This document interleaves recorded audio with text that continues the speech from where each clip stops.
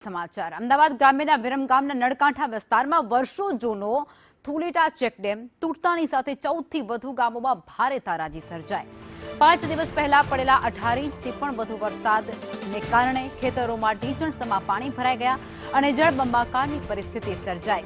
જ્યારે અંદાજે 250 થી વધુ રહેણાંક મકાનો પણ ધરાશાય થયા હોવાનું સામે આવ્યું છે। ડાંગર, કપાસ, એરંડા, તુવેર સહિતના જે પાકને વ્યાપક નુકસાન પહોંચ્યું।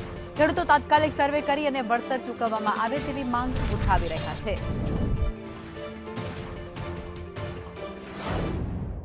કેવા પ્રકારની જે માંગણીઓ કરી રહ્યા છે, શું કહેશો આપ? આ ચેકડેમ કેટલો જૂનો છે અને કેટલી વાર તૂટ્યો છે? મારું નામ રઘુભાઈ વિશાભાઈ કોળી પટેલ, ખેડૂત આગેવાન।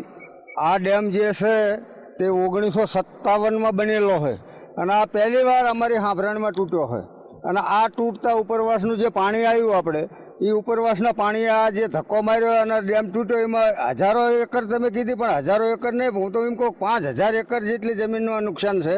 ધોળા ગામની અંદર પણ ગામમાં પાણી ઘૂસી ગયેલું છે અત્યારે હાલ, અને ધુલેટા ગામમાં જે મોટું નુકસાન થયેલું, ઘર વખરી તમામ અનાજથી માંડી ખાવાનું અનાજ પણ પતી ગયેલું છે, બધું પલ્લી ગયેલું છે।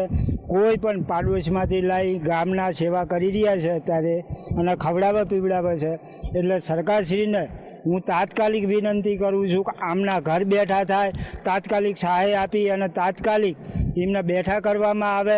એ રહેવાની વ્યવસ્થા, જમવાનું બી આપે છે, અત્યારે નિશાળમાં જમવાનું બનાવે છે, સ્કૂલમાં રહે છે એ લોકો, અને એમની પરિસ્થિતિ બહુ ગંભીર છે।